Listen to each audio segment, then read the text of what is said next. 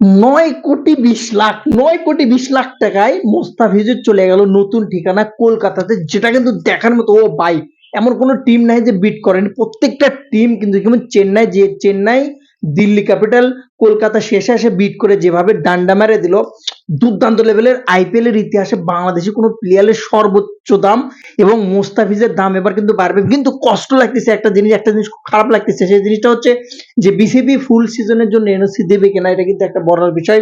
ফুল season যদি NOC না দেয়, খুবই দুঃখজনক। প্রয়োজনে ধর্মঘট করা হবে, আন্দোলন করা হবে, তারপরেও কিন্তু আইপিএল এ ফুল সিজন অবশ্যই এনওসি দিতে হবে, অবশ্যই এনওসি দিতে হবে। যে পরিমাণ প্রাইস মুস্তাফিজ পাইছে এবং যে পরিমাণ আশা নিয়ে মুস্তাফিজকে নিয়েছে কলকাতা, অবশ্যই সেই আশা কিন্তু ফল প্রকাশ করতে হবে 100%।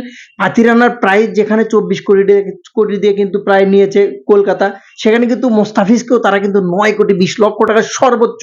এতটা খুশি, বিশ্বাস করেন, এতটা হ্যাপি, এতটা ভালো লাগতেছে বাংলাদেশ থেকে, বাংলাদেশের মুস্তাফিজকে এনওসির বিষয়টা এতটা টেনশনে ছিলাম। বিসিবি এনওসি ফুল সিজনের জন্য দেবে না, নিউজিল্যান্ডের সিরিজের জন্য, এটা নিয়ে এতটা টেনশনে ছিলাম হয়তো বা বাংলাদেশে কেউ সুযোগ পাবে কিনা বা সুযোগ পাইতে পারে কিনা এখনো বলার অপেক্ষা রাখে না। কিন্তু শেষ পর্যন্ত মোস্তাফিজ কিন্তু সুযোগ পাইছে, যেটা কিন্তু সত্যিকার অর্থে অসাধারণ, দুর্দান্ত, এবং বাংলাদেশের ক্রিকেট ফ্যানের জন্য এতটা আনন্দের একটা খবর বলে বোঝানো যাবে না।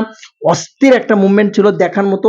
যখন দলগুলো বিট করছিল, প্রত্যেকটা দল যখন বিট করা শুরু করছিল মুস্তাফিজকে নিয়ে, সত্যি কথা আমি এতটা আশা করিনি। সত্যি কথা যে দল তো মোস্তাফিজ যদি দলে সুযোগ পায় তো ভালো বিট পাবে, এটা ঠিক আছে। কিন্তু এনওসির টেনশনটা মাথার মধ্যে সবসময়ের জন্য ঘুরছে, কারণ সুদানের পর বিসিবি সবসময়ের জন্য বাংলাদেশের ক্রিকেটকে হোন মারার জন্য সবসময়ের জন্য রেডি থাকে।